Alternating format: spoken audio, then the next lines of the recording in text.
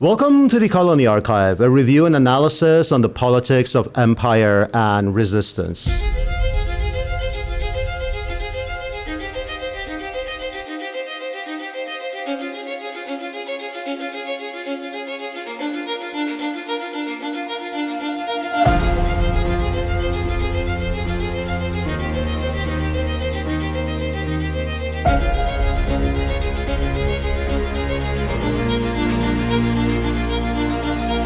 We received a lot of comments on the viral reel of the Colonial Archive. The reel contrasted European colonial empires with the agrarian empires before them. We said that the Ottoman Turks ruled over North Africa for some 500 years, but no one in North Africa speaks Turkish.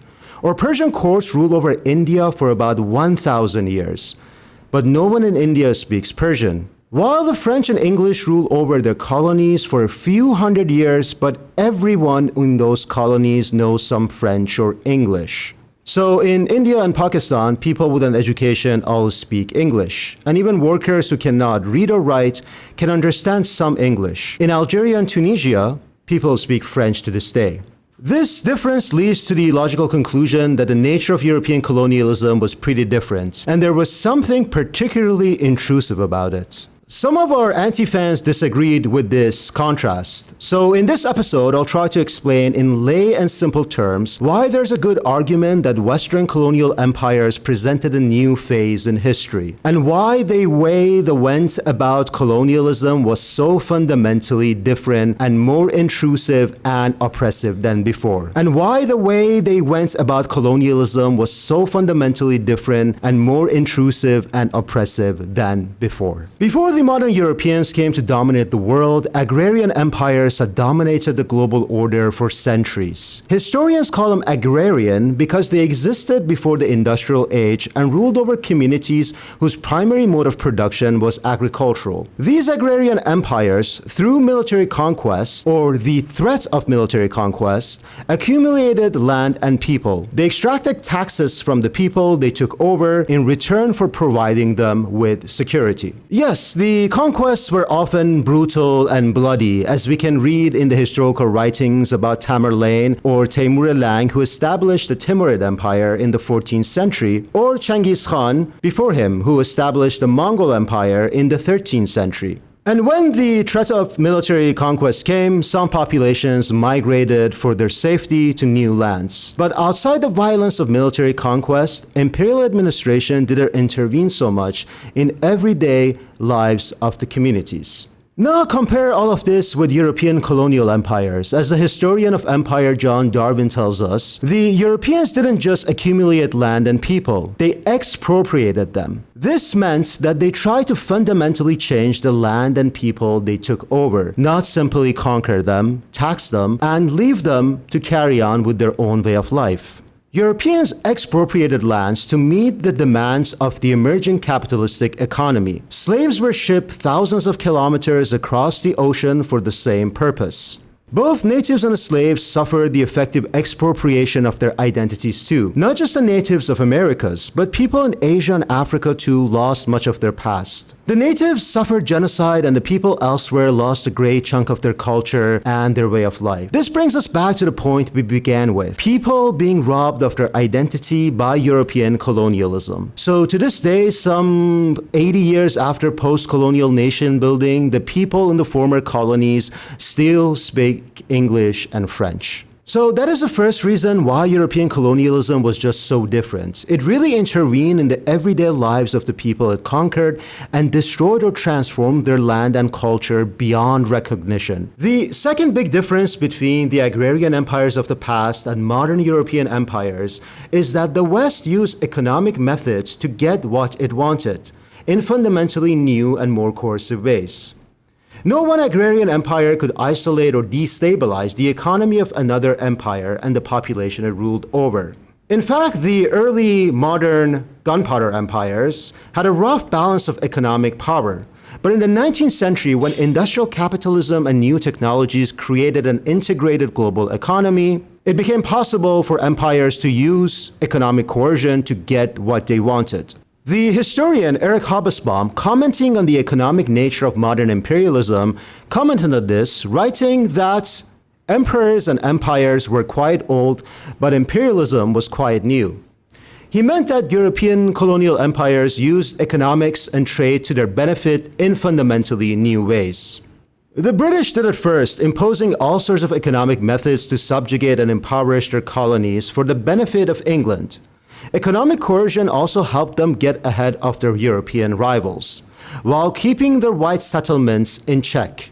Adam Smith wrote about how England would impose colonial monopolies, prohibiting the white settlers in America from trading with other Europeans, or prohibiting them from developing certain industries such as steel furnaces in the settlements and on the plantations. And the Americans continue this British tradition. Today, the US imposes sanctions on countries that want to break away from the US-led system to weaken their economy and turn their population against them. And like England, the US is careful not to allow friendly countries such as Japan to grow too much economically to outpower the US.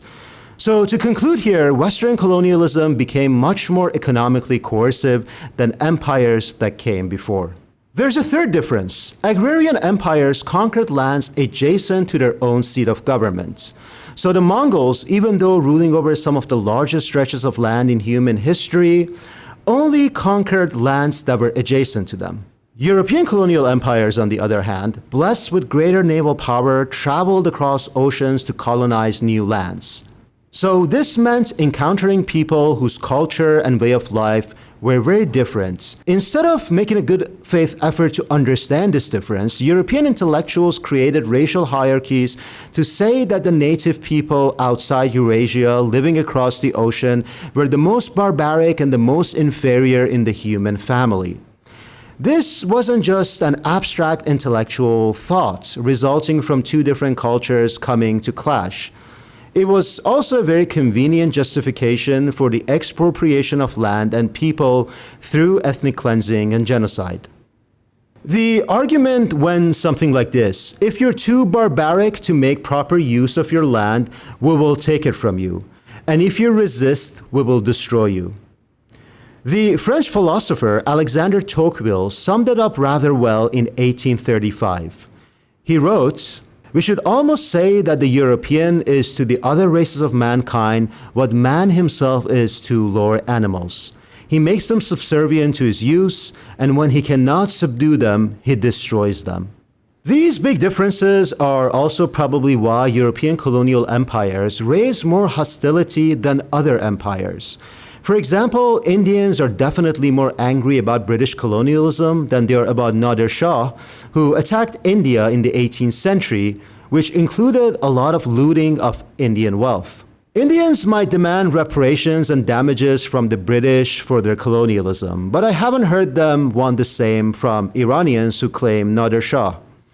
Since European colonialism was just so much larger in its scope, more violent in its methods, and more intrusive in its operations, it makes sense that it would raise more hostility.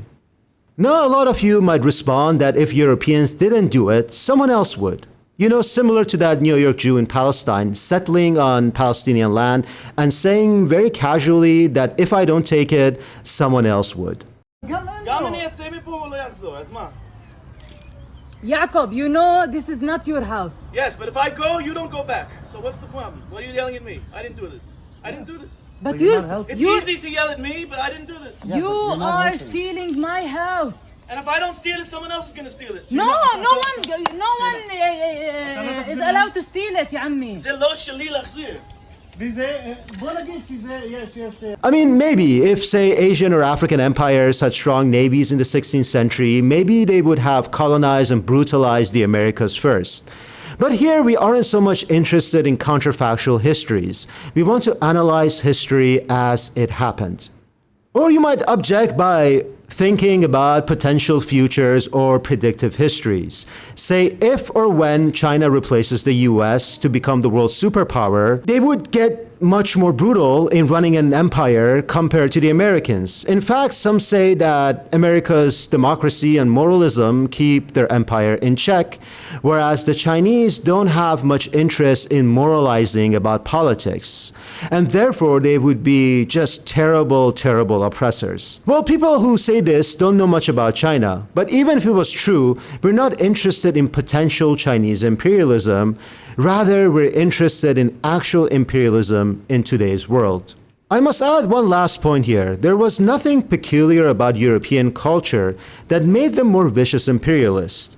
It had more to do with the nature of the modern world, with industrialization and global connectedness requiring deeper colonization. Not to mention that modern governments were also fundamentally different, managing the population in new and more intrusive ways. And since European colonialism and the modernist state went together, European colonial empires became more intrusive than the likes of the Timurids and the Mongols who operated medieval courts. Comment below and let us know what you think. Was there a fundamental difference about European colonialists that made them more vicious? Or were all colonialists equally oppressive?